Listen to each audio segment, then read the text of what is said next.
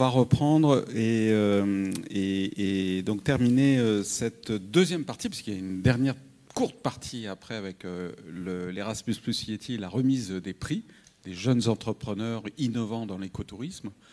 Dans cette deuxième partie, je tiens à remercier. Alors, Justine Garcia et Domitien Détrier n'ont pas pu rester, mais je tiens à remercier Olivier et Pierre d'être restés avec nous parce qu'ils vont être sous le feu de mes questions brûlantes par rapport à la suite. En tout cas, j'accueille et je remercie pour sa présence vraiment Geoffrey Maton de nous avoir rejoints, premier adjoint de la ville de Los Angoël. Comme je disais, Los Angoël, ce n'est pas dans l'Ariège, donc c'est dans les Hauts-de-France. Et Los Angoël, c'est une ville décrétée par l'ADEME comme ville du développement durable.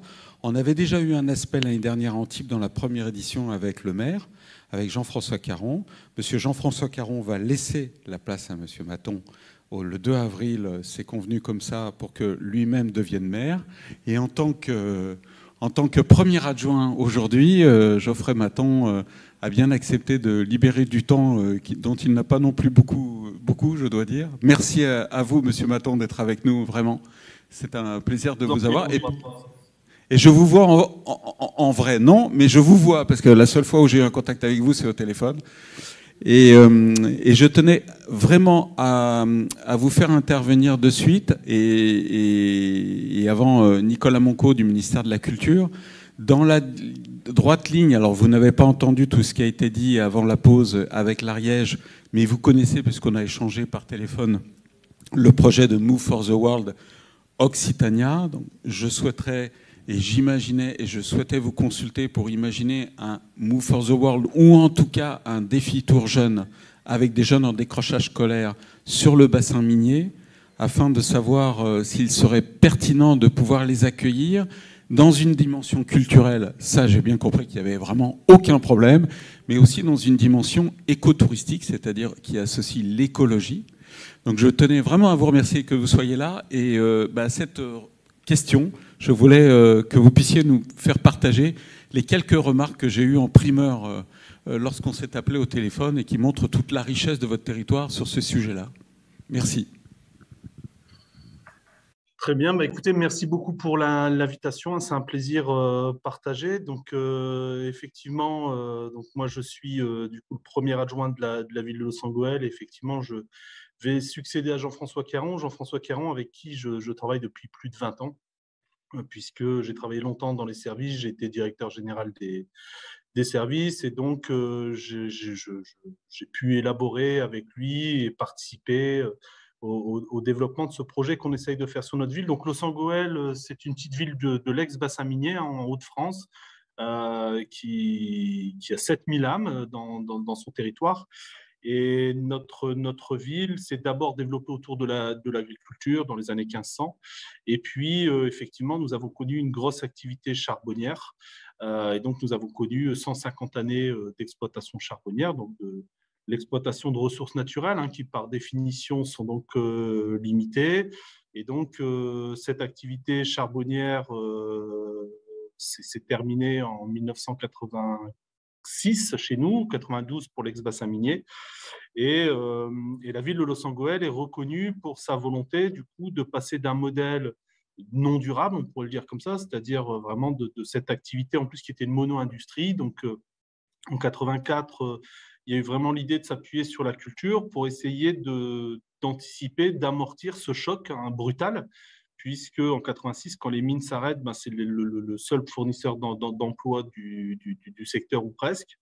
Et donc, on va vivre une crise sociale très, très forte et puis également une crise écologique. Et depuis, on essaie d'entamer notre résilience. Aujourd'hui, le mot est un peu galvaudé, mais l'idée, c'est de construire un rebond qui permette du coup à notre territoire à la fois de ne pas nier son histoire, au contraire d'être très fier de cette histoire-là.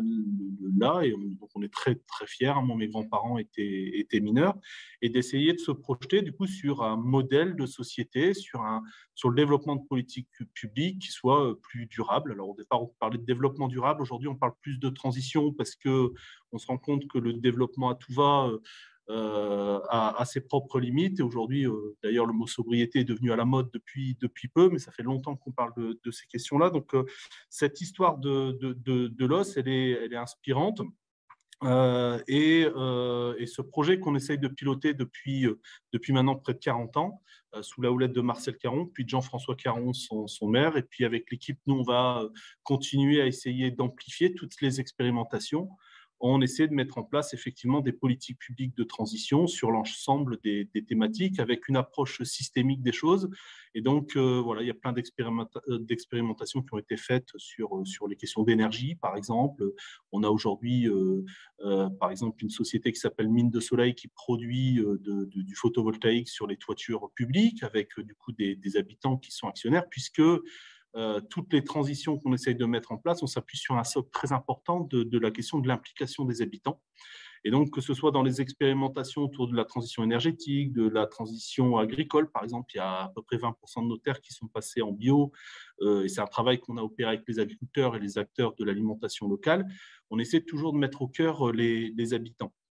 Et une des questions qu'on se pose et un des intérêts qu'on voit avec le MFW, ou en tout cas l'idée d'être dans une culture d'apprentissage, de sorte de voyage initiatique, de voyage apprenant, c'est parce qu'on est convaincu qu'il ne peut pas y avoir de changement de modèle, il ne peut pas y avoir de transformation profonde sans effectivement une capacité à le faire, notamment avec les plus fragiles. Et en fait, c'est toute la question de l'émancipation. Et donc, du coup, ces transitions-là, on essaie de les opérer avec au cœur du propulseur, on va le dire comme ça, la question des habitants, et notamment de la question des plus jeunes et la question des plus fragiles. Et c'est pour ça que notamment les décrocheurs scolaires sont très importants pour nous, parce qu'ils feront partie certainement dans les changements opérés des personnes les plus fragiles et donc les plus propices à subir encore de manière encore plus forte la question de ces transformations, de ces crises qui sont malheureusement devant nous, en essayant de ne pas être trop anxiogène ce soir, mais ces crises-là, quand on a de l'argent, quand on est plutôt bien socialement, culturellement, dans un environnement peut-être plus propice, il y aura une capacité à pouvoir absorber ça. Et donc, il ne peut pas y avoir de transition si on l'a fait qu'avec des bobos. Voilà.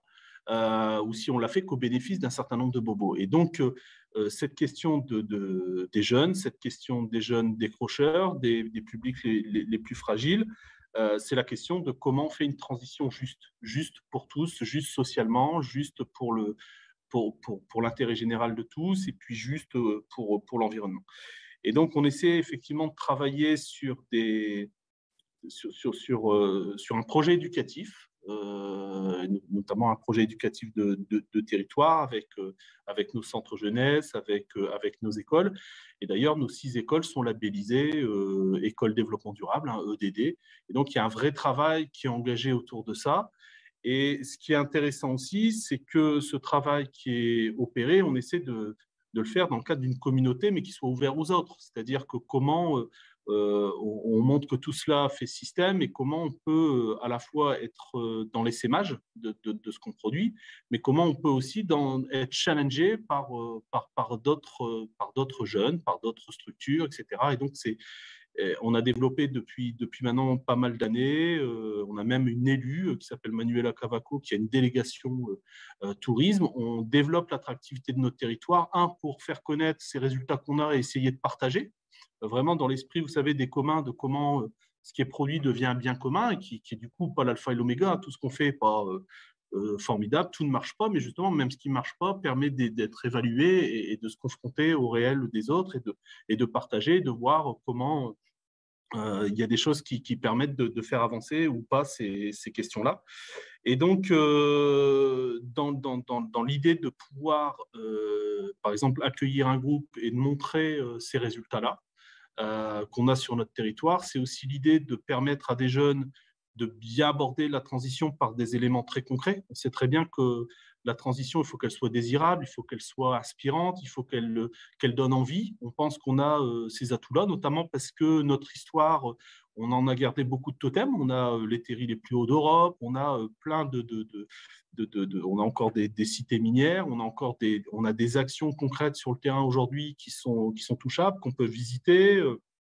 qui permettent du coup de toucher du doigt comment, par exemple, les agriculteurs, comment sont passés d'une agriculture intensive à une agriculture bio, comment des habitants aujourd'hui se sont mobilisés et, par exemple, gèrent toutes les plantations, etc., de leur rue, comment certains se sont mis à à produire des légumes mis à disposition gratuitement pour les habitants. Bref, comment ils ont pu se mettre en mouvement, comment ils ont pu proposer quelque chose, s'engager sur un territoire.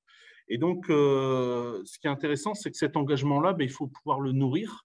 Tout le monde peut s'engager. Et ce qui nous intéresse, c'est dans ces visites-là, c'est aussi d'avoir un échange avec les jeunes qui produisent ces engagements-là sur notre territoire, que ça puisse en inspirer d'autres et que ça puisse effectivement faire système. Et il y a aussi une question d'attractivité du territoire, puisqu'on trouve très intéressant aussi de pouvoir accueillir on n'est pas la Côte d'Azur, on n'est pas la Corse, donc ce qu'on a à vendre, l'intérêt de venir nous visiter, c'est pour notre patrimoine culturel, historique, pour notre manière de faire, mais surtout aussi pour ces gens qui s'engagent sur le territoire.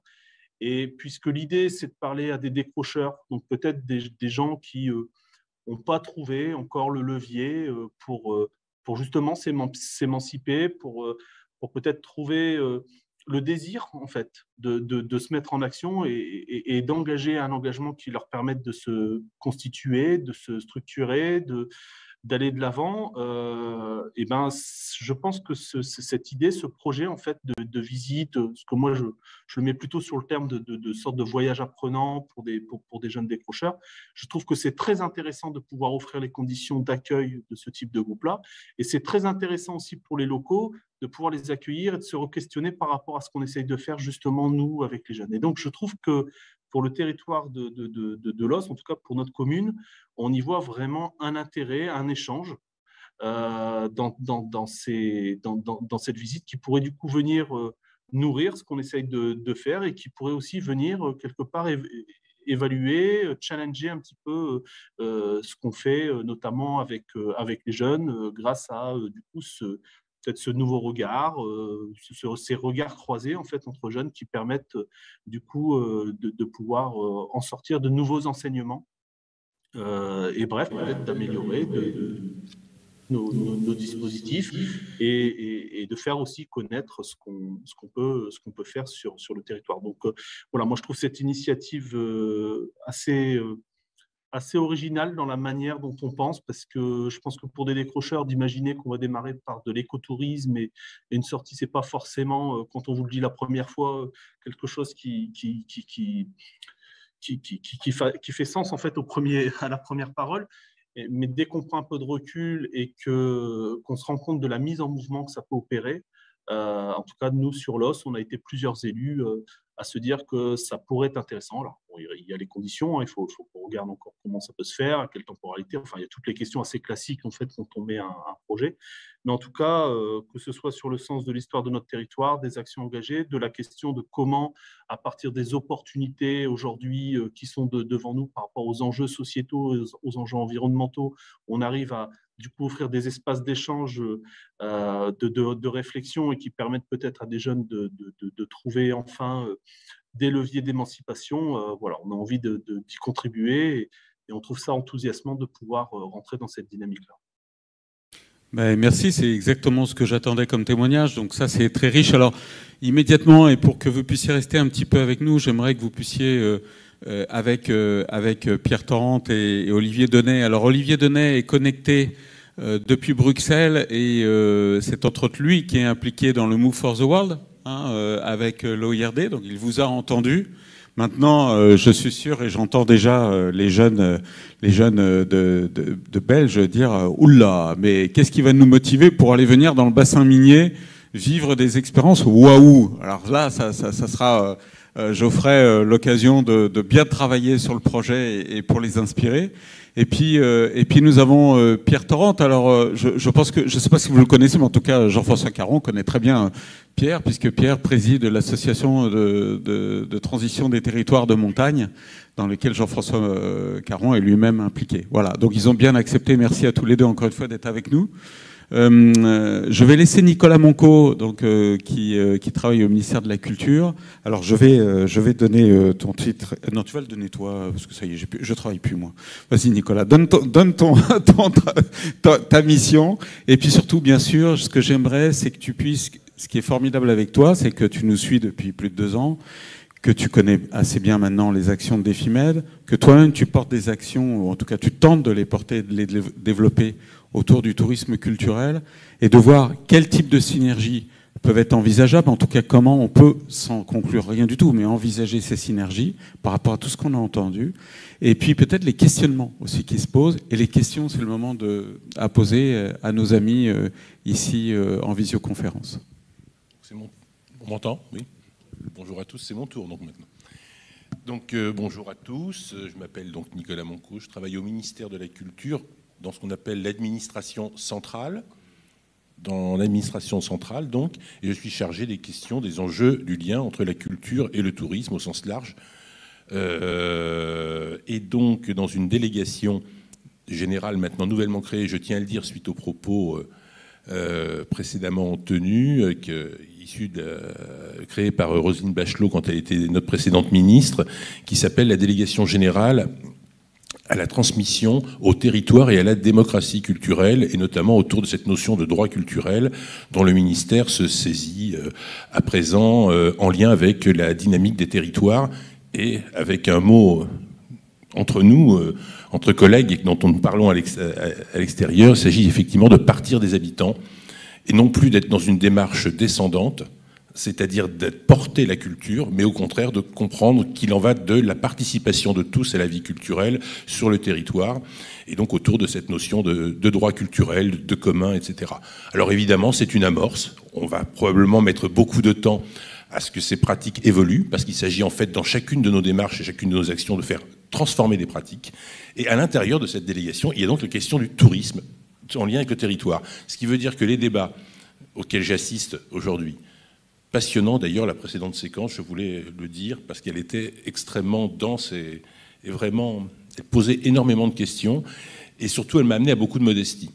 Parce que dans mon rôle, évidemment, au ministère de la Culture, je ne suis absolument pas un acteur concret sur le territoire à hauteur d'homme, à mettre en œuvre des projets. J'en suis même un peu jaloux, parce que c'est vraiment la partie la plus passionnante quand j'entendais Justine, quand j'entendais donc les précédents acteurs. C'est absolument là que ça se joue. Et moi, je suis dans des rôles de coordination, de politique, d'interministériel, etc. Mais je voudrais un peu vous en parler quand même de ce point de vue.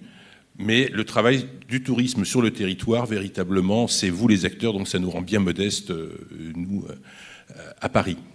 Deuxièmement, nous ne portons pas la politique du tourisme au ministère de la Culture. Je suis le seul en administration centrale à m'occuper de ces questions-là. Alors avec des collègues en région, en DRAC, dans les opérateurs, dans d'autres délégations, dans d'autres directions, au patrimoine, à la création artistique, mais on est très très peu nombreux à s'investir de ces questions. Donc c'est aussi une difficulté. Moi, ce dont je peux porter témoignage pour commencer, c'est que la question de la transition durable du tourisme durable aujourd'hui, devient, dans toutes les réunions au plus haut niveau, la question centrale. Faire évoluer notre modèle de développement touristique avec énormément de questions qui, à mon avis, sont à la fois passionnantes, mais qui montrent qu'on n'est pas sorti d'affaire. Je donne juste un témoignage, et ça rejoint 2 observations qui ont été faites aujourd'hui sur la question des coûts. À qui ça s'adresse, cet écotourisme? Est-ce que c'est cher? Eh bien, toute cette transition du tourisme auquel le gouvernement et toute la société inclinent et invitent aujourd'hui, elle a des réalités qui sont pointées par les acteurs du tourisme sur l'ensemble du territoire, qui sont beaucoup de petits acteurs, de petites entreprises. C'est ça le tourisme, ce n'est pas simplement des grands groupes et des gros secteurs. On est dans un contexte quand même où la fréquentation est repartie après le Covid, mais on n'en parle pas assez. 40% des gens ne partent plus en vacances. Avant l'inflation que nous connaissons, qui va progresser. Ça a été évoqué hier dans une rencontre culture-tourisme que nous avons fait en région Île-de-France, par le délégué général de l'UNAT, suite à des enquêtes qu'ils ont menées. Il y a plusieurs millions d'enfants qui ne partent pas en vacances. Alors quand aujourd'hui, dans la thématique, c'est les décrocheurs à l'école, ben moi je pense aussi à tous ces mômes qui ne partent pas en vacances. Et que c'est un manque et c'est un très très grave problème dans notre société. Dans ceux qui partent en vacances, il y en a encore énormément qui, évidemment, se concentrent sur le territoire français pour des raisons économiques, on ne va pas forcément très très loin, et notamment ils vont dans les campings, encore beaucoup, parce que c'est là que vont peut-être les populations les moins riches.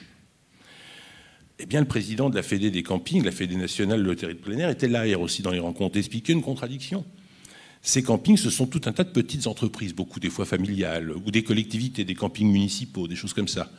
Il faut donc faire des énormes investissements pour la transition, pour arriver à faire véritablement un tourisme durable. Ça va de l'eau, des déchets. Enfin, il faut tout passer en revue. Des investissements considérables. Mais ces investissements, pour les réaliser, il faut qu'on arrive à trouver le modèle économique. Et le modèle économique ne peut pas être de dire « je le répercute sur le consommateur ». C'est-à-dire, parce que sinon on va faire qu'il y a de moins en moins de Français qui pourront y accéder. Donc on est dans un vrai piège.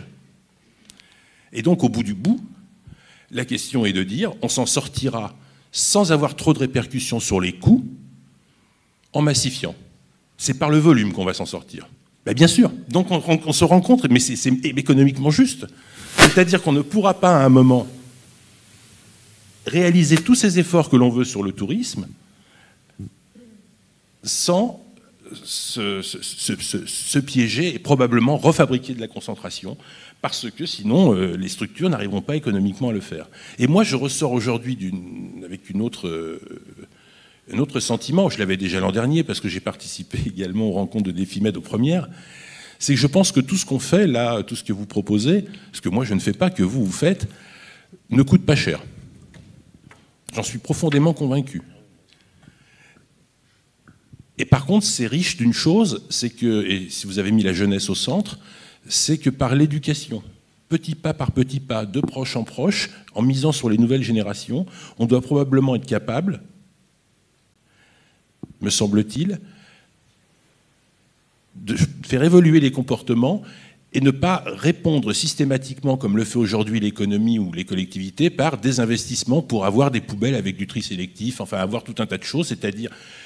Mais que si, dès le départ dans l'éducation, la question des déchets, des comportements vis-à-vis de la nature, vis-à-vis du respect de l'autre, vis-à-vis de tout ça, c'est inscrit dans la tête de la jeunesse, eh bien probablement qu'on pourra passer ce cap, mais véritablement transformer en profondeur, plutôt simplement que de faire des aménagements. Ces aménagements, aujourd'hui, passer au tourisme durable, on voit que c'est souvent que des aménagements. Ces aménagements sont coûteux et ils risquent d'être exclusifs pour une partie de la population dans une situation sociale où déjà 40% des Français ne partent pas en vacances. Donc voilà moi, ce que ça m'inspire, et je pense que ça pose des questions extrêmement importantes qui sont politiques, et donc je le rapporte parmi vous. Cela dit, nous, à notre niveau tout à fait modeste, et c'est pour ça aussi qu'on accompagne...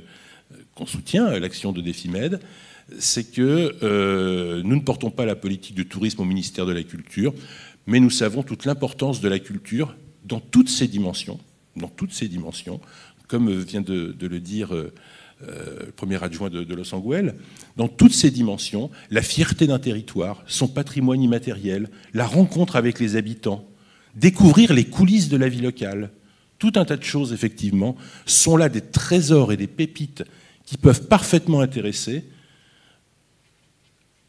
non plus un consommateur, mais un être humain qui fait du tourisme, c'est-à-dire qui va à la rencontre d'un territoire et à la rencontre de l'autre, qui est accueilli, non pas dans un rapport forcément purement commercial, mais dans un rapport d'accueil, au sens humain du terme. Et derrière, c'est de la culture, tout ça.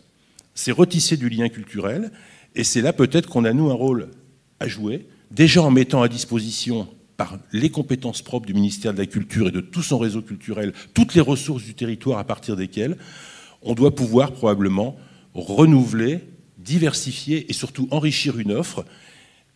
Et donc, à ce niveau-là, au niveau de la transformation de l'offre et de la relation à l'habitant, qui est essentielle, nous avons beaucoup de points de convergence, même si notre rôle à nous reste modeste, puisque c'est une part du problème, mais nous la prenons à cœur. Merci Nicolas. Je voudrais poser deux questions et puis après terminer avec Olivier, puis après je vous donne la parole. Deux questions, puisqu'ils sont restés, ils ont eu l'amabilité de rester.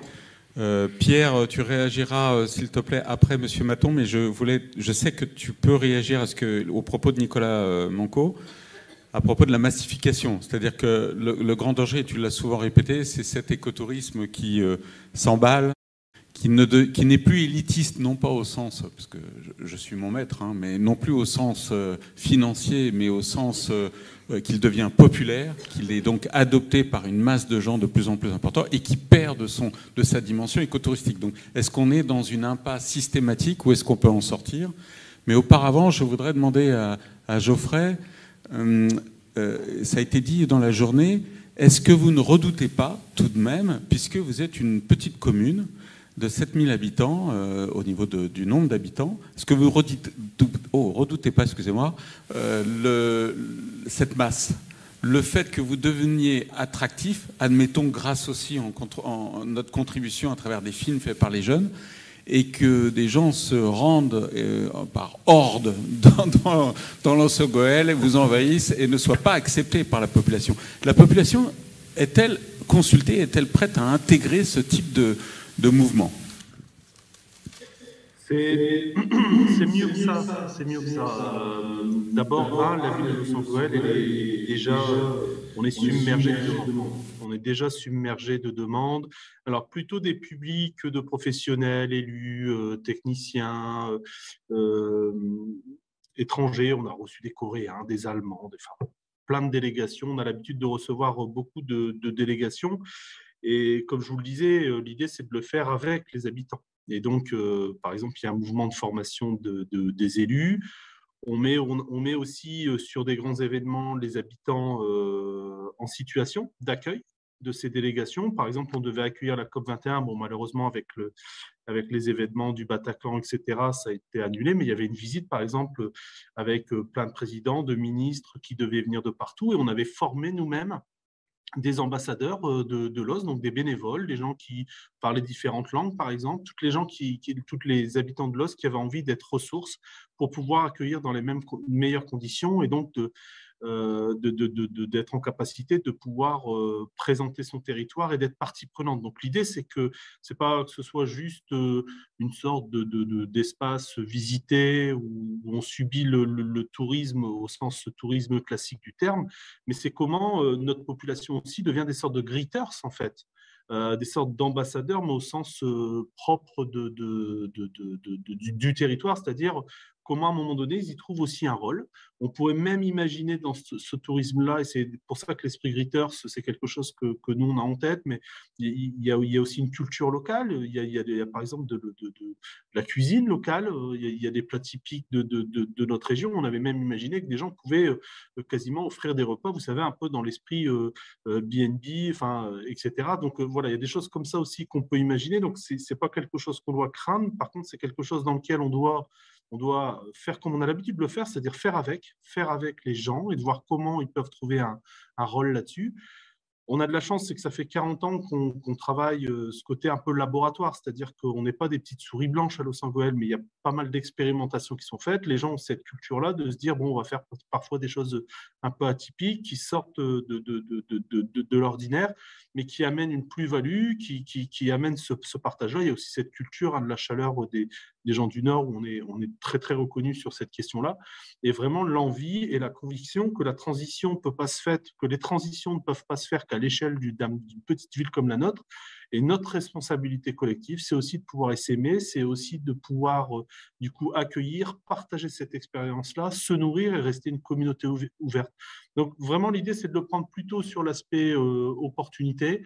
Et aujourd'hui, en tout cas, ça se passe bien avec toutes les délégations qu'on fait, on se structure au fur et à mesure. Et l'idée, effectivement, c'est de pouvoir élargir notre capacité collective à pouvoir accueillir ces délégations dans les meilleures conditions. Très bien, merci, c'est très clair. Pierre, par rapport à ma question, donc écotourisme de masse, le risque, comment l'écotourisme peut s'en sortir en se disséminant tout en n'étant pas massif?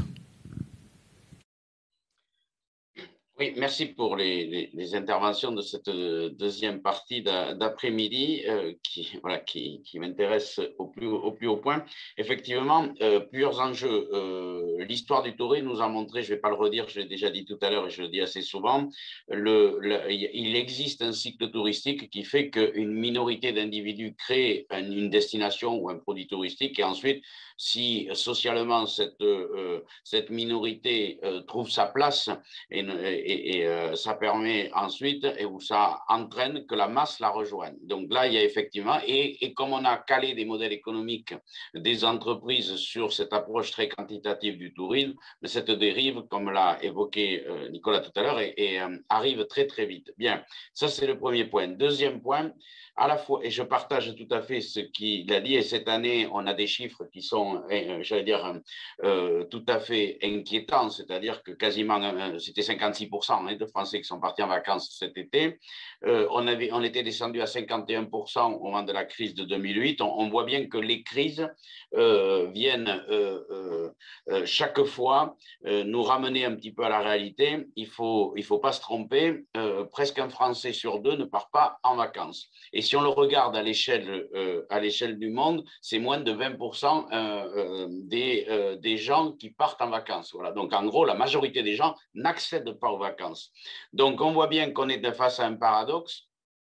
En voulant déployer de l'écotourisme, on a un souci, et je sais qu'il est partagé par tout le monde ici, mais par tous ceux qui se lancent, et on l'a entendu dans les témoignages tout à l'heure du film Reconnexion, on voit bien que la notion de partage et d'accueil de l'autre est au cœur du dispositif, sauf que si on veut que ça fonctionne, pour des raisons sociales, pour des raisons environnementales et pour des raisons économiques, ça restera sans doute des produits qu'il faudra vendre relativement cher, sinon il n'y aura pas de modèle économique pour ceux qui le font.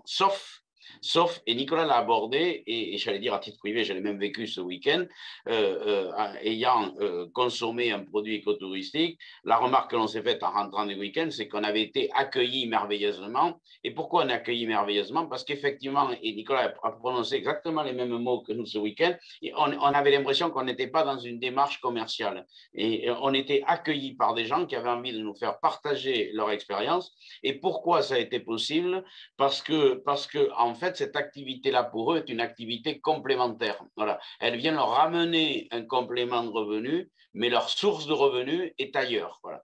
Donc ça, c'est le premier enseignement. Vraisemblablement, l'écotourisme sur un territoire, sa première condition de réussite, c'est qu'il faudra que les acteurs qui se lancent dans ce dispositif-là puissent avoir d'autres sources de revenus. Sinon, à terme, même ceux qui sont pleins de bonnes intentions seront confrontés à la question du modèle économique ou à la question du succès de leurs produits. Et là, on rentre dans une autre dimension qui sera sans doute désormais la gestion des flux sur les territoires. Je pense qu'on s'achemine vers une phase où on n'ira plus, consommer du tourisme sur un territoire ou vivre une expérience touristique sur un territoire quand on veut, comme c'est le cas aujourd'hui, mais quand le territoire et les acteurs pourront nous accueillir. Voilà. Donc ça veut dire qu'on n'ira plus, ce ne sera plus du libre service, et ça nous permettra sans doute de basculer vers une dimension politique du tourisme qui a toujours été portée par les pouvoirs publics, qui était de dire il faut démocratiser le tourisme et il faut le rendre égalitaire, c'est-à-dire que tout le monde y a accès, mais en fait on s'aperçoit que non, les chiffres nous le montrent, et vers un tourisme plus équitable en gérant les flux, c'est-à-dire qu'on laissera à un moment donné la possibilité à chacun d'y accéder. Et il va se poser quand même un problème économique, parce qu'aujourd'hui, un certain nombre d'individus, quel que soit le format que l'on utilise, malheureusement, n'auront pas les moyens d'accéder à ce type de séjour. Ça veut dire que plus on veut intégrer de la durabilité dans un dispositif, et là je sors même du cadre touristique, mais qui plus est dans le tourisme, plus on veut mettre de la durabilité qui devient une nécessité et une exigence, je pense, partagée par tous, plus on a besoin d'avoir une politique sociale d'accompagnement. Sinon, la durabilité, et le tourisme n'y échappera pas, la durabilité sera un système extrêmement exclusif. et que c'est tout à fait contraire. Donc, ce sera de la fausse durabilité. Ce sera de la transition écologique, sans doute, mais en même temps, d'un point de vue social, on va droit dans le mur et on aura une société à deux vitesses, ceux qui pourront y accéder et ceux qui ne pourront pas y accéder.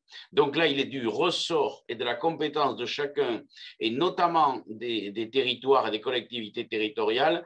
Je ne suis pas sûr que l'État puisse suivre là-dedans, mais des collectivités territoriales, plus ils inscrivent une démarche de durabilité, et en l'occurrence, ce qui nous préoccupe aujourd'hui, c'est l'écotourisme, plus il faut qu'ils pensent un accompagnement social de ce type de démarche. Et là, il faut réinventer le tourisme social qui accompagne le tourisme durable et en particulier l'écotourisme.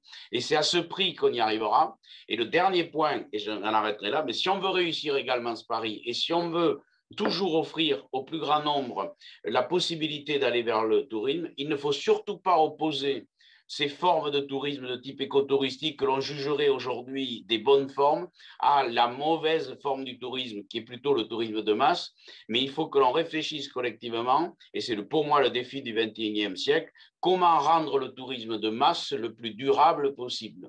Comment le rendre le plus durable possible, parce que c'est à ce moment-là qu'on pourra permettre de passer peut-être de 17% de la population mondiale à, j'espère, un jour 60 ou 70% de la population mondiale. Et vous voyez le défi qui est le nôtre. Donc surtout, n'opposons pas les deux, n'opposons pas les deux formes de tourisme. Et plus on veut faire de l'écotourisme, plus il faut travailler pour que le tourisme de masse soit le plus durable possible. Sinon, on ira droit dans le mur dans la génération qui va nous suivre.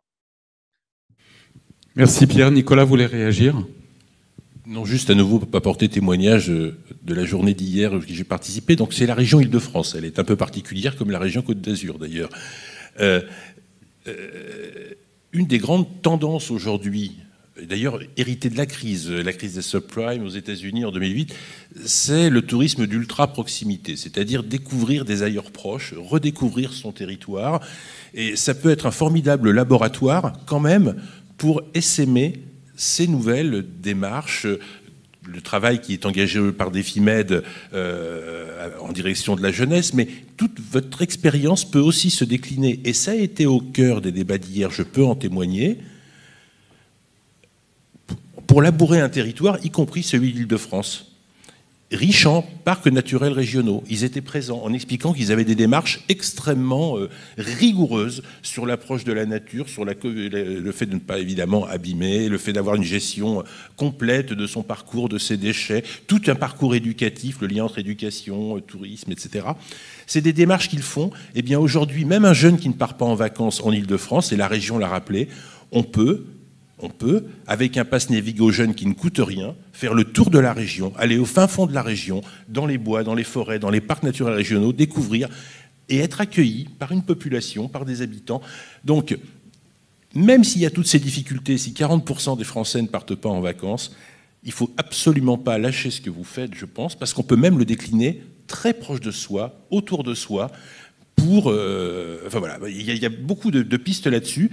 Et ça a été souligné dans les rencontres professionnelles qu'on a organisées, et notamment quand on règle la question du déplacement, parce que c'est un effort qu'a fait la région Île-de-France, eh bien, on a résolu beaucoup de choses. Et puis par ailleurs, beaucoup aussi, grâce à des aménagements, ils vont en vélo, ils vont à pied, ils font des choses qu'ils n'auraient pas imaginées eux-mêmes, et ils en sont très contents, parce qu'y compris des jeunes seront aussi venus en témoigner.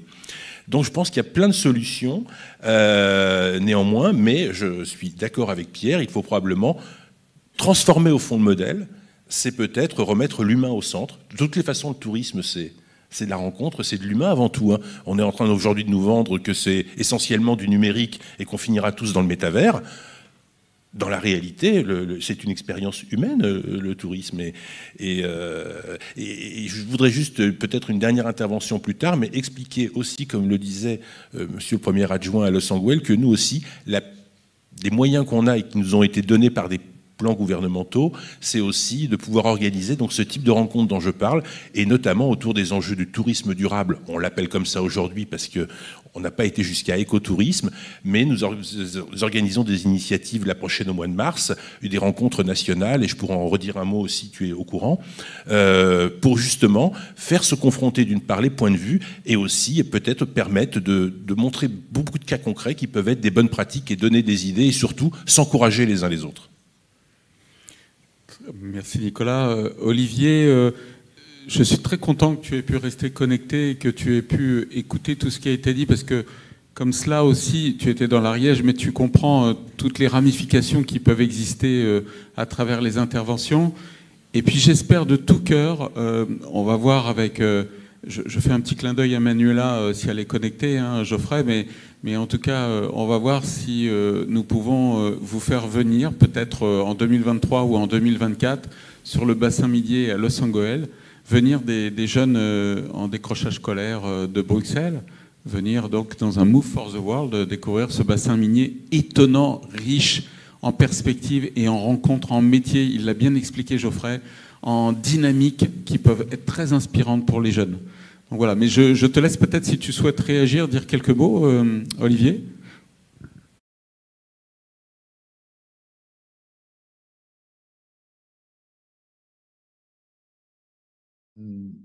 Oui, mais merci Eric. Mais oui, sauf qu'il y aurait tant à dire, il y a tellement de choses intéressantes et de cette dernière partie, merci pour les derniers intervenants aussi, et Pierre aussi sur les questions clés qui se posent pour le...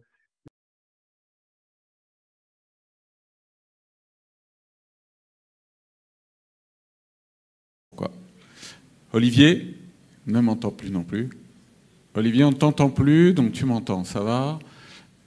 oui, mais ça y est, je suis perdu du coup. J'ai commencé. Voilà, là on t'entend. Comme un skieur qui rate le remonte-pente. Non, mais oui, mais il y a tellement d'idées là qui sont mises sur la table et intéressantes.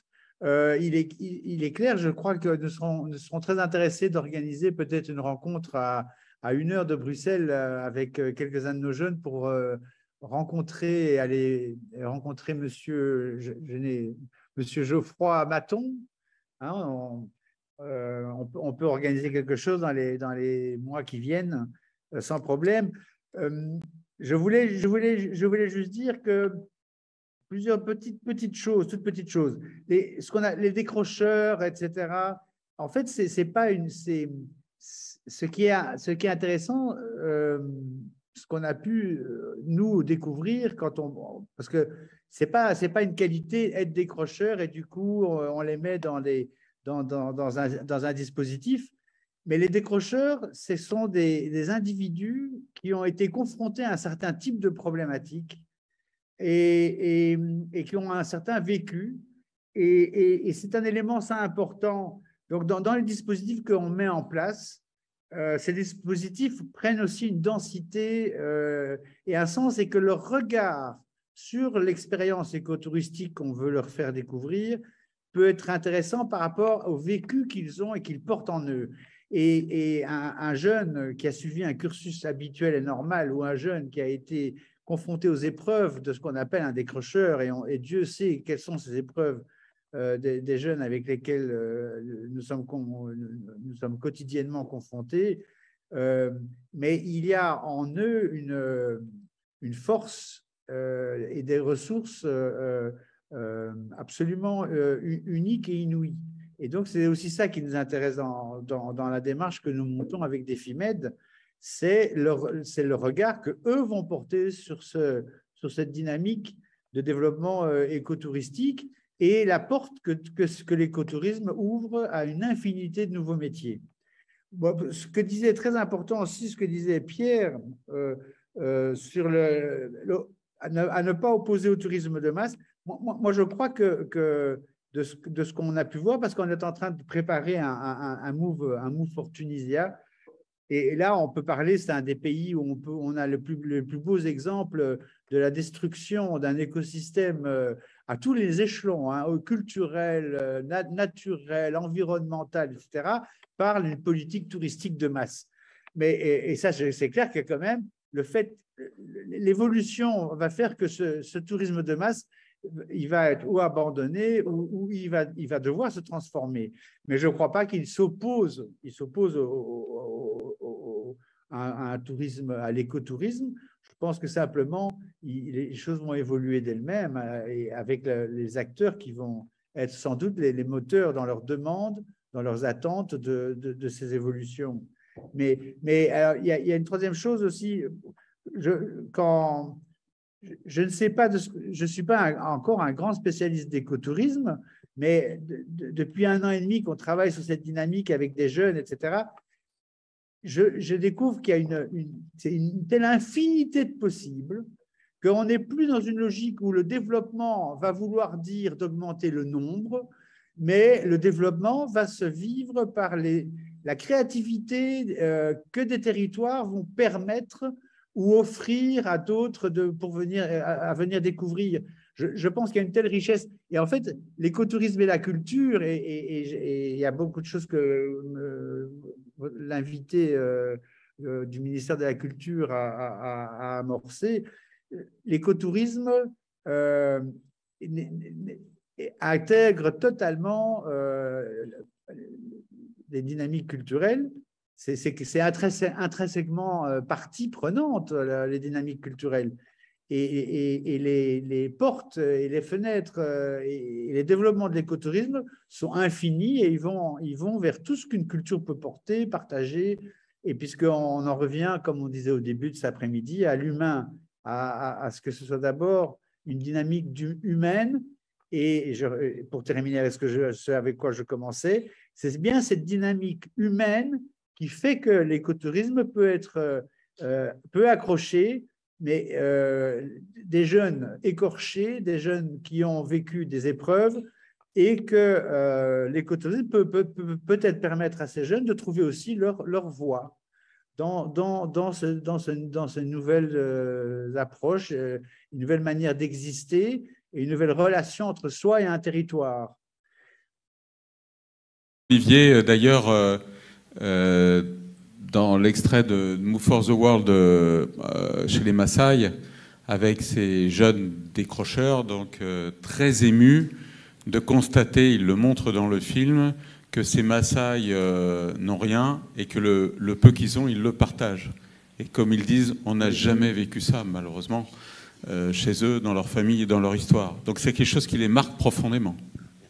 Et quand ils disent on n'a jamais vu à Bruxelles des gens se mettre autour d'un feu et de partager tout ce qu'ils ont. Mais oui, regard croisé, quelqu'un parlait tout à l'heure cet après-midi de regard croisé, c'est fondamental et ça permet, c'est un levier dans la dynamique de Move for Tunisia que nous préparons. Cette dynamique de regard croisé est fondamentale. Les jeunes Tunisiens ne rêvent que d'une chose, c'est de traverser la Méditerranée de manière incroyable, malgré tout ce qu'ils peuvent entendre, etc.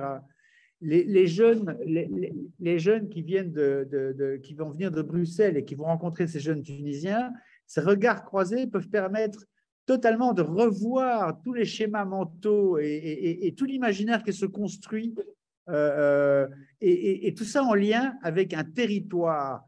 Et donc en lien avec leur problème de déracinement ou leur nécessité de retrouver des racines. Donc on touche énormément de choses à travers la porte de ce qu'on appelle l'écotourisme, et c'est pour ça qu'à un moment donné, avant qu'on commence cette rencontre cet après-midi, je m'étais demandé, est-ce qu'on ne devrait pas inventer un autre mot que écotourisme? Parce qu'on touche quelque chose de différent que ce qu'on appelle le tourisme. Parce que le tourisme, ce serait faire un séjour, passer hors de chez soi. L'écotourisme, c'est peut-être une nouvelle manière qui répond aux dynamiques dans lesquelles le monde avance, d'échange humain, de partage. Et donc, c'est d'abord et avant tout une dynamique culturelle. Je suis entièrement d'accord, c'est quelque chose qui me préoccupe depuis longtemps, donc tu me rejoins, Olivier. En tout cas, un grand merci, c'est une bonne conclusion. Merci à vous trois pour vos interventions toujours d'une grande richesse, avec avec Pierre, et merci Geoffrey pour votre disponibilité, ainsi qu'Olivier. Olivier, on se voit, si tout va bien, entre les grèves et le Covid, après-demain, hein, si tout va bien à Bruxelles, avec Pierre d'ailleurs. On va avoir voilà. Ici, la Belgique est toujours là. C'est ça.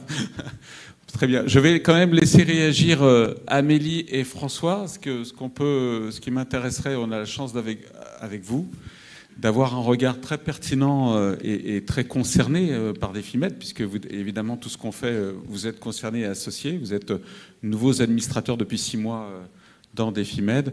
Alors, je vous laisse la main pour réagir et peut-être interréagir aussi avec les personnes dans la salle. Bien. Moi, j'ai pris des notes. Je ne sais pas si Pierre, Olivier et Geoffroy sont partis, mais voilà. Moi, ça me rassure d'entendre ces commentaires, parce que je trouve qu'aujourd'hui, le tourisme, autant il est en transformation, je trouve qu'il est beaucoup en surface. Et ça me rassure quand j'entends parler aussi, Nicolas, de faire évoluer notre modèle de développement touristique et de y aller beaucoup plus en profondeur.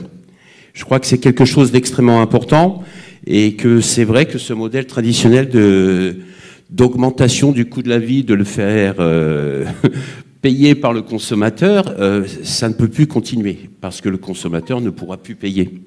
Et ça, je trouve ça assez pertinent. Et donc, cette transformation en profondeur, moi, c'est quelque chose qui m'interpelle beaucoup.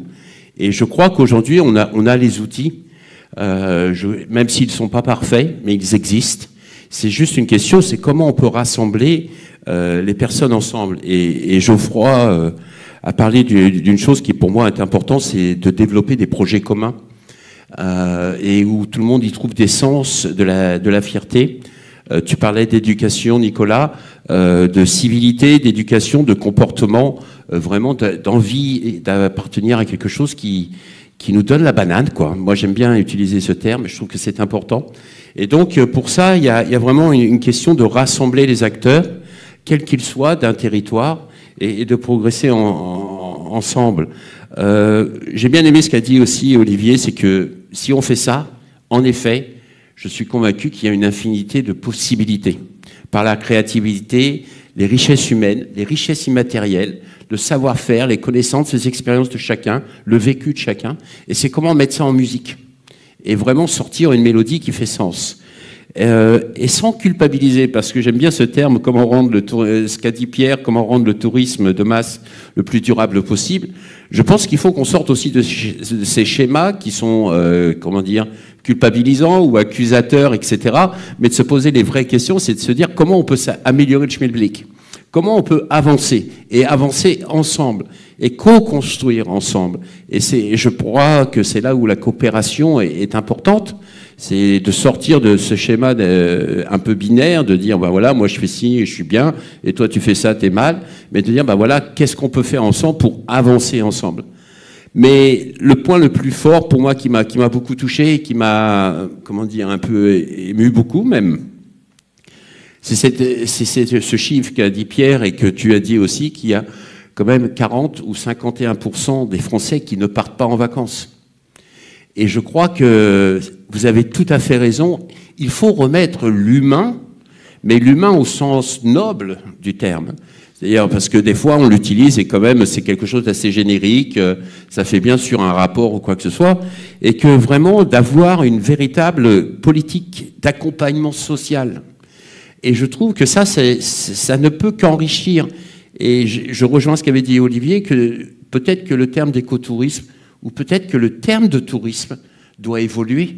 C'est-à-dire, est-ce qu'aujourd'hui, vraiment, d'une certaine manière, on parle de tourisme et on ne parle pas de quelque chose qui a beaucoup plus de profondeur, beaucoup plus d'humanité, beaucoup plus de valeurs environnementales, sociales, sociétales, et que l'idée principale n'est pas de faire juste de l'argent, mais c'est de vraiment assurer une qualité de vie pour tous. Et je crois que ça c'est important et ça peut se faire, à mon avis, que sur la notion de partage de connaissances et vraiment de l'envie de réussir ensemble. Et donc, cette idée de réinventer le tourisme social, pour moi, veut dire aussi réinventer nos modes de réflexion, nos modes de fonctionnement, et d'aller vers plus de transversalité et avancer ensemble. Et voilà. Donc, moi, en tout cas, je vous tenais à vous remercier tous les quatre pour ces propos que vous avez tenus, qui sont enrichissants et qui sont très, très, très complémentaires et qui donnent de l'espoir. Moi, je suis papa de 2 enfants, de 2 jeunes enfants, et je me pose la question, quel monde on va leur laisser? Et il y a des moments, c'est sûr que si on regarde les news, c'est pas très... ça donne pas vraiment la pêche, quoi. Mais là, à vous écouter, à écouter vos initiatives et vos réflexions, je me dis, ben voilà, on peut retrouver du sens et redonner du sens à un tourisme qui peut-être, ce n'est plus le terme maintenant. Ce n'est plus quelqu'un qui passe et qui consomme, mais c'est quelqu'un qui vit, qui contribue, qui participe, qui partage et qui repart grandi de ça. Voilà, merci. Merci François. Y a-t-il... alors je ne sais pas si vous voulez réagir aux propos de François, mais... Ouais, Olivier?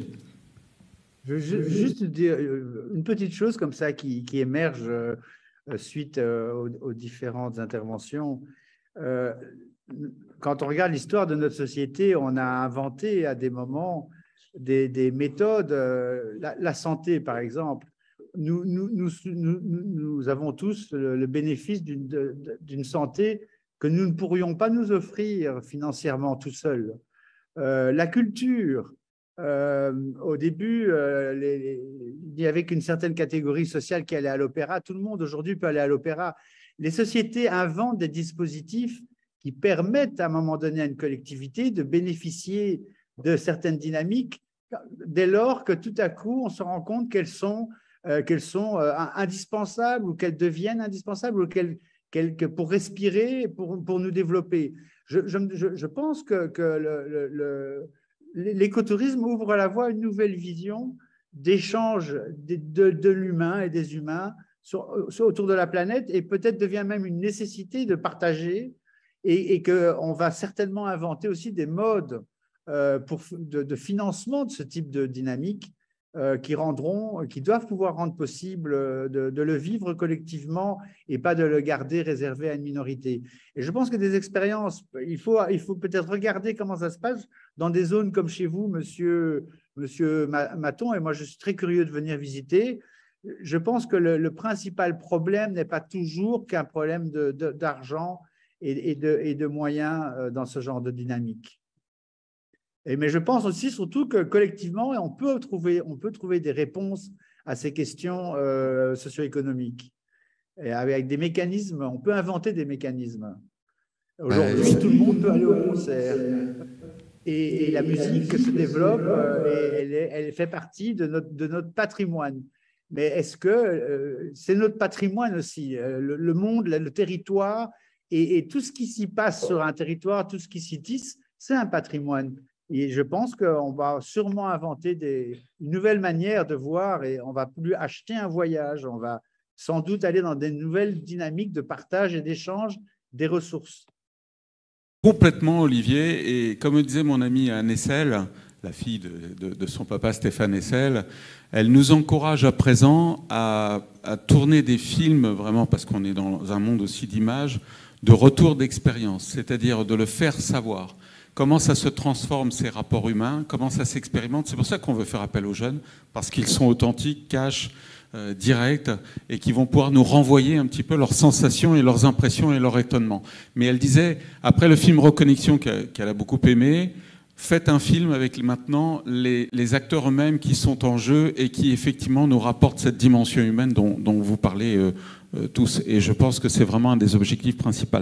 Virginie, vraiment, je suis content parce que je voulais vraiment te faire intervenir. Donc j'ai vu que tu as levé la main, c'est super. Présente-toi déjà. Donc je suis Virginie Simoncini, je suis responsable de la section tourisme au département et effectivement on travaille avec Eric depuis quelques années, maintenant trop peu peut-être, ça fait 3 ans peut-être qu'on soutient des FIMED et qu'on s'est rencontrés. Ce que je vais dire ne va pas être une surprise pour Eric parce qu'on a bossé ensemble sur un nouveau club que le département a mis en place qui est le Club du tourisme durable, qui est une nouvelle initiative. J'ai envie de dire, on s'en félicite, quoique il me semble que si on est tous ici rassemblés malgré tout pour parler d'écotourisme et de l'urgence de cet écotourisme, c'est qu'on a quand même un sacré problème et qu'enfin on le reconnaît.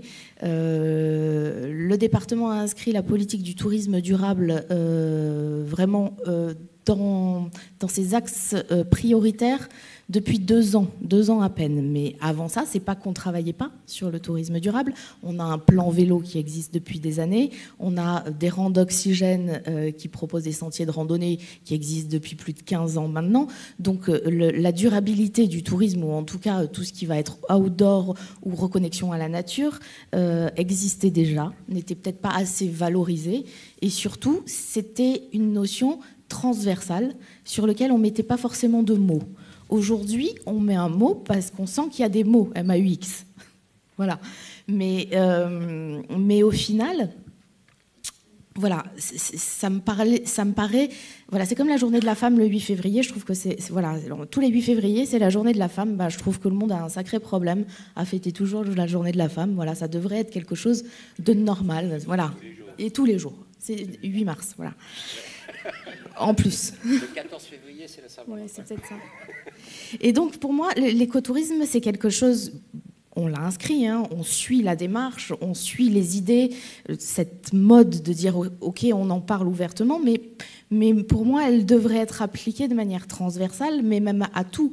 Je regarde la compétence du département. Normalement, le côté Green Deal, puisqu'on a quand même au niveau du 06 un label Green Deal, il est valable sur l'environnement, sur les collèges, enfin sur l'eau, sur toutes les compétences du département. Là, je dirais, c'est un petit peu pareil. Ce qui nous a juste un peu réveillés, je pense que c'est la crise sanitaire. On a senti l'évolution aussi des mentalités, où effectivement, on va plus rester à proximité. Donc, il y a cette notion de staycation, de slow, voilà. Donc, on va développer ça. Et aujourd'hui, on se dit qu'effectivement, il est indispensable, en tout cas pour nous 06, que les Maralpins soient les premiers visiteurs de leur propre territoire. Mais on en est même à faire le constat que c'est même pas redécouvrir le territoire, c'est déjà découvrir leur territoire. Donc en fait, voilà. Oui, mais quand on l'écrit, en fait, on réalise des choses et on se dit c'est quand même relativement grave. Et on sait aussi que les gens voyagent, ça c'est des constats, hein, c'est des études de la veille, voyagent moins longtemps, mais peut-être mieux. Et ont vraiment ce besoin, ça tout le monde en est conscient, de se reconnecter. Moi, je rejoins, je crois que c'est Pierre qui parlait de dire il faut pas diaboliser non plus le tourisme de masse, et parce qu'en plus dans le 06 avec Cannes, avec l'image de la Côte d'Azur que l'on connaît, le tourisme de masse, les hôteliers en ont besoin. Ne souris pas, Pierre, arrête. L'aéroport a passé les 1 million de visiteurs, donc on sait que le tourisme de masse est là. Mais c'est vrai qu'il a raison. C'est la vraie question, c'est de se dire comment rendre ce tourisme de masse plus éco-responsable. Et en fait, dans les témoignages que je vois, et c'est une problématique que j'ai, au niveau du club, ce sera soulevé. On parle souvent de randonnée. Voilà, on a proposé aux élèves de partir en randonnée. Moi, c'est une initiative que j'aime bien parce qu'effectivement, c'est eux les touristes de demain, et c'est eux qui vont pouvoir nous mettre, parce que je maîtrise moyen, j'ai pourtant des grands enfants, mais TikTok, Insta, tous ces réseaux sociaux qui font des millions de vues. Mais il n'y a pas que ça. Il y a le littoral aussi. Et le littoral, on n'en parle pas. En tout cas, à mon sens, pas assez, parce que moi, je suis là pour développer tout le 06, le moyen, le haut payé, évidemment, mais je voudrais pas oublier le littoral. Et il y a des choses, notamment à Cannes, puisqu'on avait le témoignage de la directrice de l'Office du tourisme de Cannes, qui nous disait, mais nous, on fait pas mal de choses quand même très labellisées, très éco, notamment l'écomusée sous-marin, qui est un chef-d'œuvre au large de Cannes. Il faut réussir à le vendre, et à le vendre dans ce sens-là, dans le bon sens. Voilà, donc moi, j'ai besoin de plein de réponses que je n'ai pas. Les problématiques sont les mêmes. J'ai rencontré la Corse tout à l'heure. J'ai adoré l'échange bref, voilà, de la Corse. Et on parlait du GR20. Je disais, mon Dieu, mais je suis jalouse de votre GR20. Parce que nous, sur la GTM, en fait, on a besoin de cette valorisation. Et elle me disait, oui, mais on a un problème de gestion des flux touristiques. Donc voilà, donc on a besoin de solutions, mais aujourd'hui on le connaît.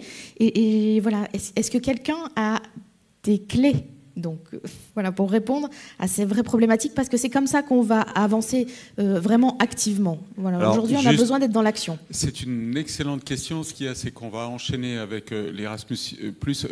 Pierre, tu es encore là parce que c'est une question qui est fondamentale, ce que tu poses. C'est-à-dire qu'on peut parler d'exploration, d'immersion, etc.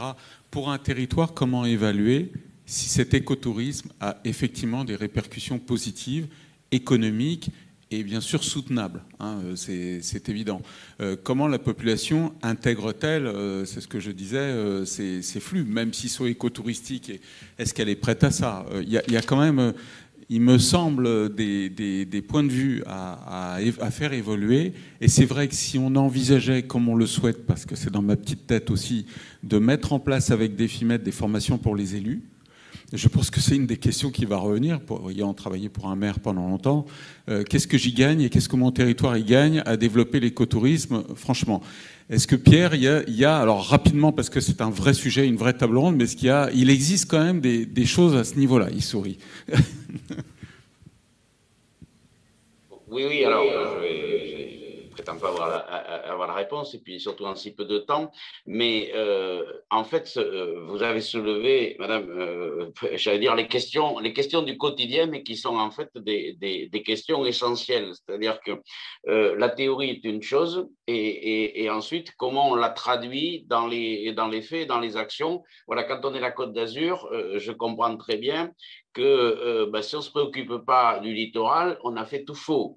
Et puis, de toute façon, il faut s'en occuper parce qu'il y a d'abord un respect d'abord des acteurs qui ont investi, il y a un respect des clients et des touristes qui ont envie de venir dans ce type de prestations, et donc on se doit de trouver des réponses. Alors, les réponses, je dirais, elles vont peut-être mettre un peu de temps, mais il y a quand même quelques leviers.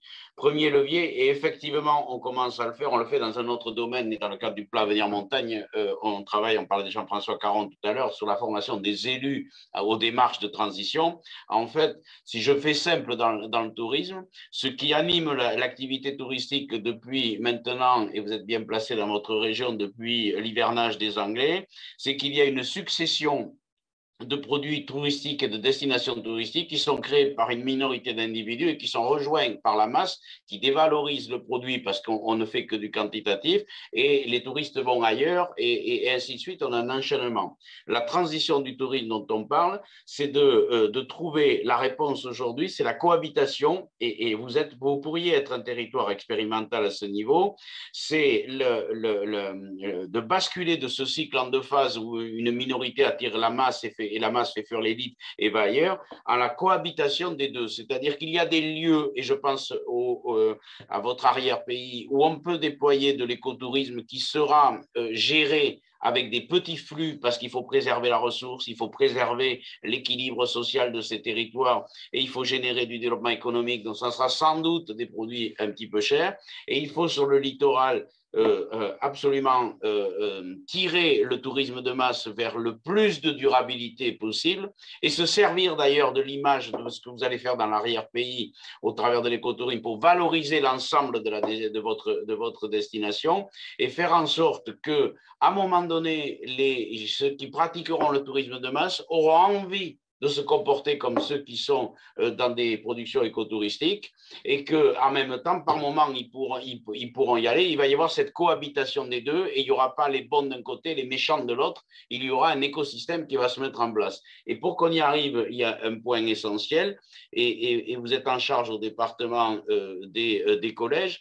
eh bien, c'est comment on intègre, et on y travaille, nous, avec le campus dont je m'occupe, et on en parle souvent avec Defimet, comment on intègre l'apprentissage d'être un touriste responsable ou éco-responsable dans les cours d'enseignement à l'école primaire et au collège. Voilà. Parce qu'après, je pense qu'il est déjà un petit peu trop tard. Et l'éducation est un levier pour arriver à faire changer ce modèle. Et le dernier point, effectivement, il faut sensibiliser les élus à cette idée que le tourisme n'est pas une industrie, parce que simplement une industrie, ça veut dire qu'on produit à un endroit et on consomme à un autre, alors que avec le tourisme, on produit à un endroit et on consomme au même endroit, et qu'il y a une démarche pour intégrer l'activité touristique dans tout le processus de développement et d'en faire, j'allais dire, c'est d'abord une activité de service et c'est un outil au service du développement, mais ce n'est certainement pas le seul outil du développement des territoires, aussi touristique soit-il, comme est le vôtre. Donc là, il y a ce travail de sensibilisation des élus, des techniciens, il y a l'éducation et il y a le changement, je dirais, de paradigme de l'approche touristique où on fait cohabiter demain les deux formes de tourisme. Voilà, rapidement, pour poser un peu le cadre qui nécessiterait évidemment un peu plus de temps pour le déployer. Pierre, j'ai juste une question rapide. Ça fait plusieurs fois que tu mentionnes l'aspect quantitatif. Est-ce que justement, par rapport à la question de Virginie, est-ce que justement, pour aborder ces problématiques, le littoral, etc., c'est de sortir du quantitatif et d'aller vers le qualitatif? Et quand je parle de qualitatif, c'est de l'expérientiel vécu justement par ces touristes sur le littoral, quand ils viennent en été, qu'il y a tous ces embouteillages pour accéder à la plage, etc., etc., ça, plus ou moins, il y a quelque chose qui se passe là. Qu'en penses-tu? Alors, plusieurs éléments. Effectivement, et je dis c'est une erreur, mais quand je dis c'est une erreur, ce n'est pas un jugement que je porte, c'est qu'on aurait tous fait pareil, je pense. On a imaginé que pour démocratiser le tourisme, il fallait laisser le champ le plus libre ouvert, que tout le monde puisse venir pratiquer le tourisme quand il en avait envie et quand il avait les moyens, bien sûr, on l'a vu tout à l'heure, mais quand il en avait envie. Et donc, à ce moment-là, on a pensé qu'on était dans, je dirais, ce qui anime les frontons de nos mairies et notre République, on était dans un système égalitaire. Sauf qu'en fait, tout le monde le sait, je dirais, entre le 1er et le 15 août sur la Côte d'Azur, on n'est pas dans des situations, quand on est touriste, et d'ailleurs pour les acteurs aussi, on n'est pas dans une situation égalitaire que de la même façon que celui qui y vient un petit peu avant ou un petit peu après, quand tout le monde est reparti. Et c'est pour ça qu'il faut passer, je ne sais pas si c'est seulement sur du qualitatif, mais il faut au moins passer sur une gestion des flux. Ce que je disais tout à l'heure, on ne viendra plus sur la Côte d'Azur quand on veut, mais on viendra sur la Côte d'Azur quand le territoire qui s'est organisé nous dira « tu peux venir, il y a de la place pour toi pour qu'on te reçoive dans des bonnes conditions ». Mais ça veut dire qu'il y a aussi un changement sociétal, ça veut dire qu'il faut mettre de la flexibilité dans le travail, parce qu'aujourd'hui on parle du tourisme 4 saisons, mais désolé, je dirais l'essentiel des vacances se situe à quelques vacances scolaires et l'été. Le reste du temps, il n'y aura pas de clients. Voilà, donc c'est pas la peine d'imaginer ça. Donc il faut sans doute donner de la flexibilité et réfléchir.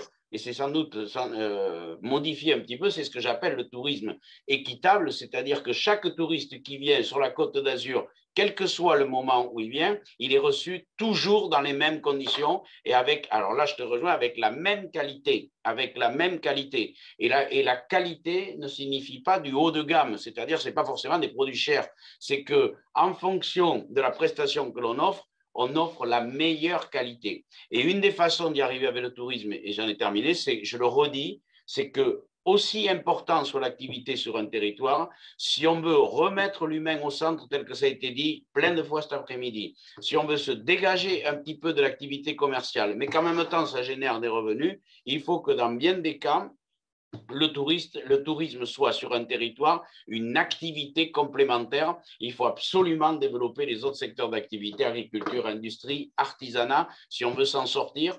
Parce que si on s'engage et si on continue dans la monoactivité touristique, on ne sortira pas de cette spirale infernale dans laquelle on est. Merci Pierre. Bon, on va s'arrêter là. En tout cas, moi j'ai été comblé par la richesse des débats. Je n'avais pas de doute, enfin j'ai toujours un petit peu de doute, mais il y a une telle qualité et richesse que je suis toujours frustré de votre manque de temps supplémentaire pour intervenir. Voilà, parce que je vous connais, vous êtes très riche. Merci encore une fois à toi aussi, Olivier. Merci Pierre. À très bientôt, puisqu'on se voit pour travailler aussi sur ces projets 2023. Et on vous retrouve très vite en 2023 avec Défimed. Au revoir. Bien. On va enchaîner avec et terminer, parce que là on termine complètement, avec la remise des prix européennes Yeti. sauf que les organisateurs ne sont pas là. Donc on va essayer de faire avec. En tout cas, vous venez les lauréats. Donc Florian, tu viens? Yes, yes. Thank you. Ah mais quelle erreur, ça c'est une erreur monumentale. Wow. Donc pour la régie, ça va être l'occasion de lancer le spot et le PowerPoint. Donc vous pouvez les préparer d'ici sans doute 5 minutes.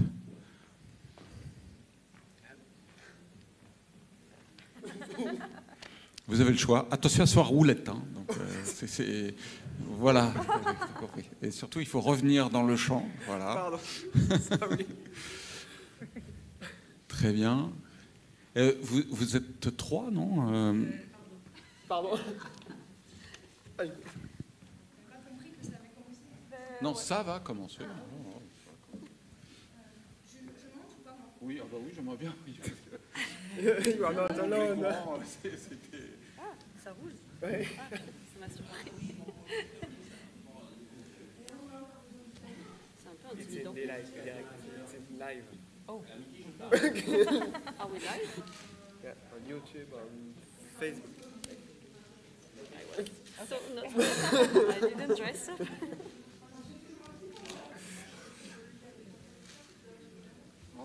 Mais c'est Noël. Hein.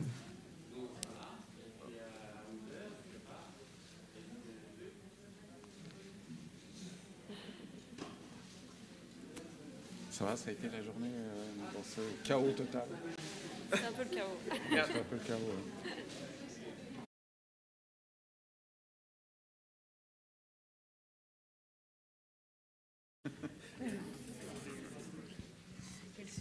Ouais. Bien, nous terminons. Alors, je rappelle que nous sommes toujours connectés sur Internet. Hein. On peut nous suivre donc sur Internet. Alors, je parle en français, Jessica parlera en anglais.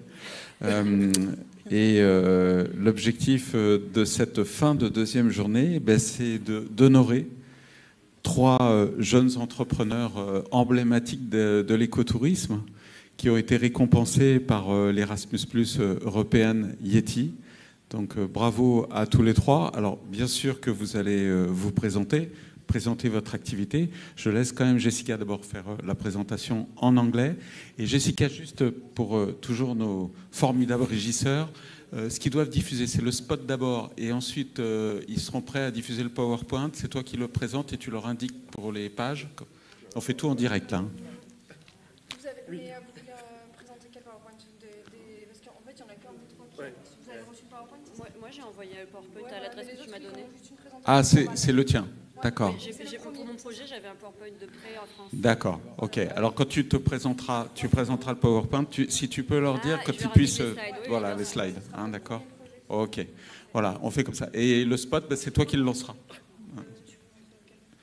Ah ben je sais pas, il y en avait un ouais, celui qui était prévu. Ouais. It was a short film to present Yeti. Vas-y. We speak English. Hello everyone, good evening, good afternoon. I'm Jessica Favarel from Le Labat in Bordeaux. We are based in Bordeaux and we are in charge of European project in the sector of tourism and cultural industries. We are part of the project European Yeti and we are really happy to have Defimed that is hosting us in Nice, and also really happy to have been part of this project along with BIA Innovator, Nordic Diaspora, VisMedNet and IDEI. And I hope I'm not forgetting anyone. This project, European Yeti, was a project of almost 2.5 years, and now it's almost the end.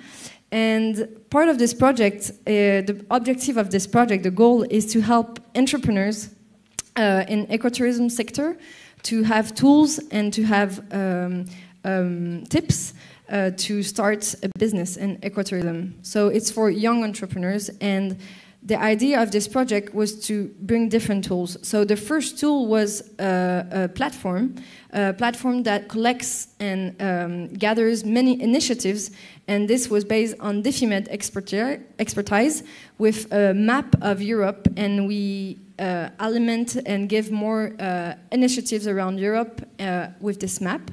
So this was one thing, and we organize. We also produce a toolbox made with BI Innovator and modules with IDEI. And another important thing of this project was a price. We decided to do this because we thought the best way of valuing entrepreneurship in ecotourism was to celebrate them and help them with different ways. So the price was funding, first of all, so the first prize of 1,000 euros, and also training. So this week we had a training in Nice, and we will have in 2023 another training in Romania. The purpose of a training is to help them with having case studies, visit place, and also networking, because networking is really important for entrepreneurs to meet professionals and to meet other people from other countries. And this is why Erasmus is really important, because it gives you the opportunity to meet other way of seeing ecotourism, other definition, other points of view. So the prize was a selection of initiative, and we did a call of application. We started in, I think, January 2023, and people had until March to apply. We had maybe 20 questions asked to the different candidates. They had to answer about the business plan of their project, why is it an ecotouristic project, and also the sustainability of the project. How do they see themselves in 3 years and 5 years? So we gathered members of a jury for this project, and the jury members were made of professional, expert, and partners of the project. We were about 10 juries, and we had a criteria grid with different elements that was considering the application. We received more than 30 applications around all the countries of Europe. We received applications from all the partners countries, but we even received application from Hungary and Spain. So it means that the impact of this prize was even bigger than our partners' country.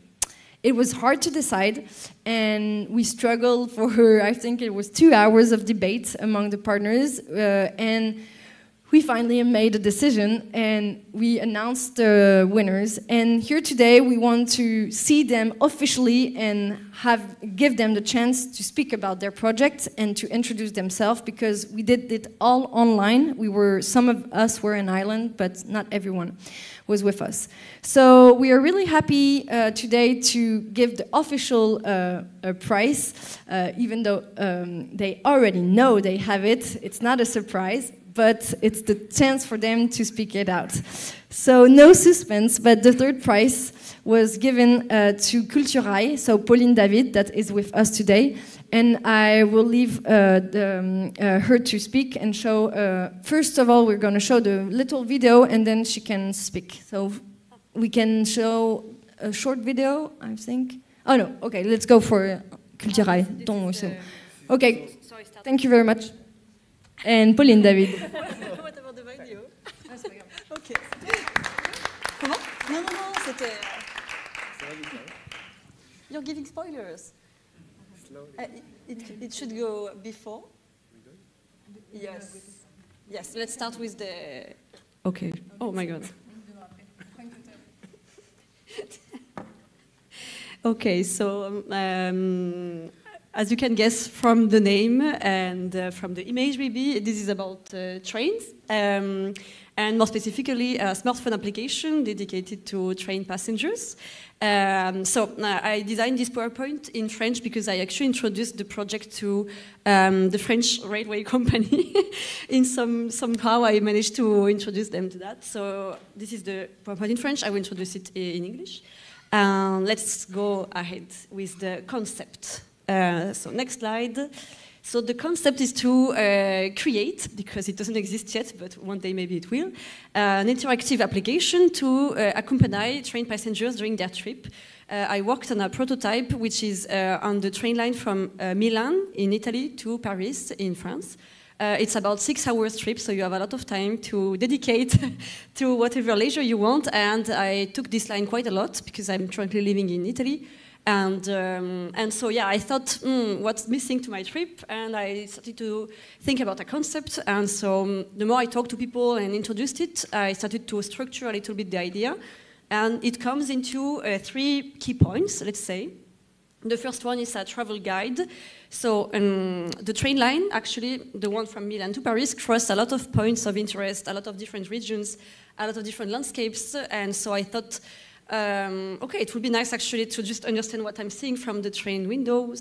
And maybe actually it can be a full part of the trip, not just heading to Paris or whatever the destination is, but just understanding what are the different regions I'm going through and their peculiarities, and just have a little bit of content about that. So that was how the idea was born, to have like something based on geolocation that sends you like a little piece of description, a little fun fact, or just trivia about like, oh, look, you can see the highest peak of the Alps from the train windows, and just look around, like, like the little trains in the city centers that are like telling about people what they see. And that would be kind of the idea, but on a high-speed, long-distance train. And a collaborative platform, because I was also thinking it would be fun to share with other passengers what are your readings, what are your movies, what are your books that you are dedicating time during your train, like during your train trip. Because sometimes after 3 hours of train, I'm running out of music or books to read, and I'm just like, okay, what could I do with my time now? And so just to have like an insight into what other people are reading and stuff. And the last bit, the social network idea, was actually something that was suggested by the French railway company. I talked to the responsible of the customer service, and they said like, oh, actually we were thinking to do a kind of social network to make people interact between them in the train. I was a bit awkward about that idea because I thought they were planning to do the new Tinder on a train, and I was like, people can already geolocalize themselves and talk if they want. So I thought, okay, let's do kind of a social network, but less into like sharing beautiful Instagram pictures, but more into sharing cultural content, because I want to emphasize the cultural part of it. And maybe people have knowledge about what we see from the window, or they are writing some piece of text they want to share, to do like a platform where people can create a profile, but just choose a pseudo and be anonymous if they want. Sorry. It doesn't, okay, I'm so sorry. I don't know how to speak in that. Social network then, so you can actually create a profile, and if you want, you can share things directly to other people and comment on that, and like have a kind of forum where people on the same train can interact and maybe make friendships or whatever you want on the train. That's the part that I'm currently working on because it's not really finished yet, and I'm also open to feedback. So that's also something to work on. And the next slide, I tried to do like a kind of a practical, let's say step by step, like how does it work to handle the app and understand how it works. So basically the idea would be that the app partner with a train company. So if the French Railway, let's say one day is confirmed its interest, then when you buy a ticket, you would have this service that appears to you in the mail, like just know that during your train trip you can use that app. So when you arrive to the railway station, usually you have some waiting time. Maybe you can be like, oh, let's download this thing and see what it is about. And so the app guides you through, so you can create a profile and configure the different notifications. So if you're interested to receive the notification about the landscapes and the points of interest that you see from the train window, you would settle that. If you're more interested into the social network part, you would create your profile. And so that's what happened before you jump on the train, for example. Once you're on the train, you can also just enjoy your ride and read the texts that are coming through the app and which are connected to your location. So you can scroll through, and just instead of maybe scrolling Instagram, you would have a look at that. Or the last functionality would be like just to go on the playlist that would be created from the shared music, or go on the suggestion of books and just listen to audiobooks, listen to podcasts that were suggested by other people. So you have different use of this app. And next slide, I was trying to kind of explain like why for. And the idea was to pay more attention to what's going on outside. So instead of be just, it's also nice actually to get lost in landscape, but maybe if you want to understand what's going on and really trigger people's curiosity towards landscapes, because most of them are rural, countryside, or natural landscapes, and to really pay attention to the regions we cross. And also appreciate more what's going on inside. So you are maybe sharing 6 hours of your lifetime with other people, with foreigners, strangers, and maybe it can be interesting to share readings, to share suggestions, and maybe more to incentivize a little bit social life on the train. Yes. And last, I think that the next one is the last one. Okay, well, just I will dedicate the last minute on that. The idea about the target audience was that, so I worked on the Milan-Paris train line, so it can be designed both for tourists, maybe someone going to Paris would be interested to get to know better France in general, so you would cross some vineyards region like Bourgogne and understand like what's going on in that region of France and maybe consider it for our next trip. And another thing would be more like people who are used to this line, they know it already, they don't need to know that this is Bourgogne, but maybe they are interested in having new connections, in having new points of views on this landscape they see every day. So it can be something interesting both for like newcomers and tourists or for familiar, like used users. And very last point was the last slide, which is what's happening after when you're not on the train, what's going on. The idea is to create at the end a map of all your itineraries across Europe. So if the app spreads to more itineraries where you can actually pinpoint the music you listen there, the books you read on that train, and have a kind of cultural map of what you went through during your trips. And to create a community, an online community. So maybe people would just communicate to each other like, oh, I use this app, it's kind of nice. And people could create this nice community, gather it's not like a new Instagram, but it would be sharing your maps, your itineraries, advising people, oh, you can do this trip from Paris to Zurich with the train, and you can, and I see that, and I could watch that movie and advise each other and just create a nice, happy train travelers community. So I think that's actually the last slide. And so that was just to have a little foresight of what it could become. Because again, it doesn't exist yet, but why not? You know, I don't know.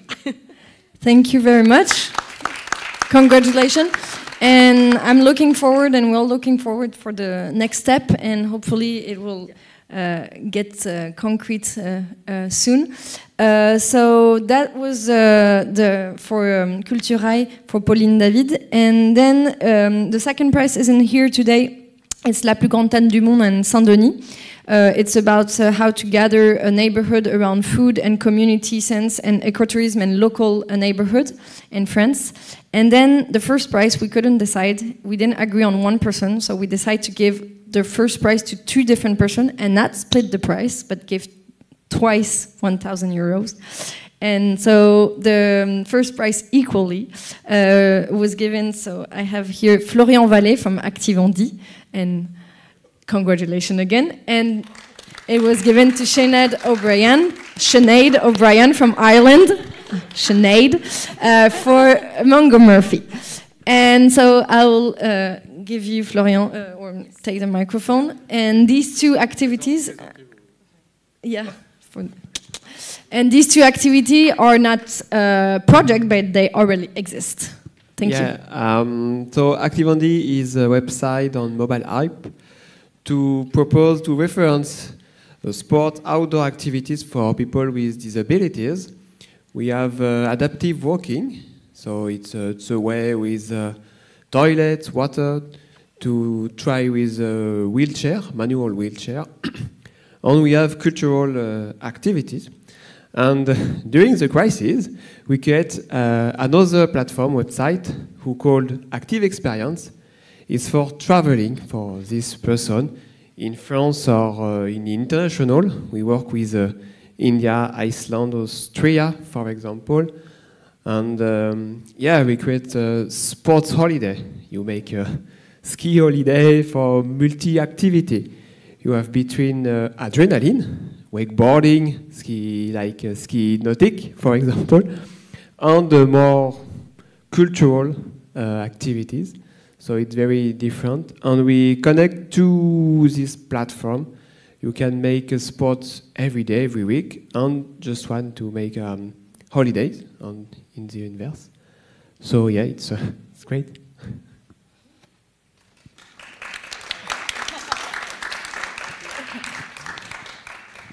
Bonjour. Apologies, I don't speak. Je ne parle pas français. My name is Sinead, and I'm from Mungo Murphy Seaweed Company. And I started our initiative basically to promote an understanding of aquaculture, because in Ireland we are a very agriculture-focused country, and nobody really understands what aquaculture is.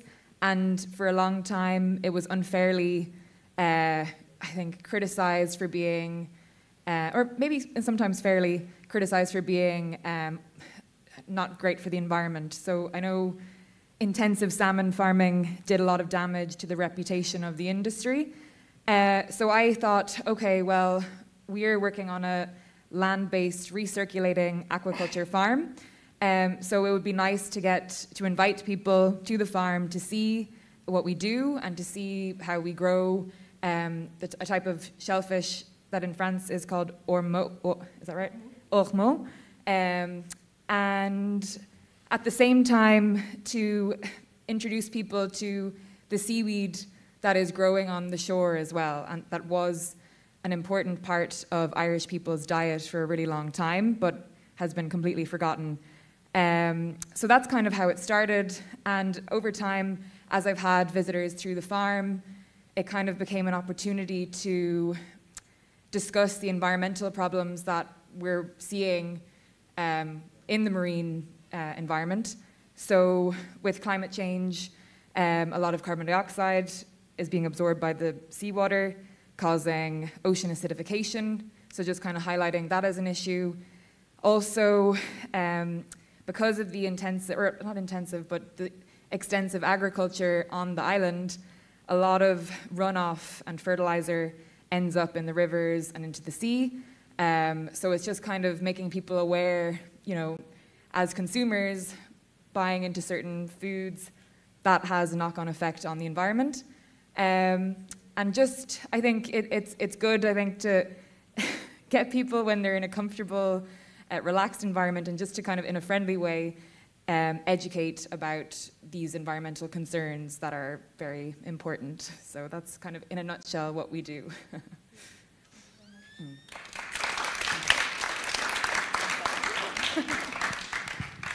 Thank you very much to all three of you. Congratulations again. And what's important in the European Yeti Prize, and we see it here, is the diversity of ecotourism. We see the field are totally different. We have transport, we have sport activity, we have aquaculture and relation to nature. So it was also the opportunity for us to show the big diversity, and also the diversity of model of business. And yeah, we hope we wish you the best for the future and for your project. And thank you very much, Defimed, again. And thank you all partners Yeti for participating and organizing this prize. That's it. On peut diffuser le spot pour terminer, ce serait sympa, non? Ouais. La petite vidéo, on peut la diffuser pour...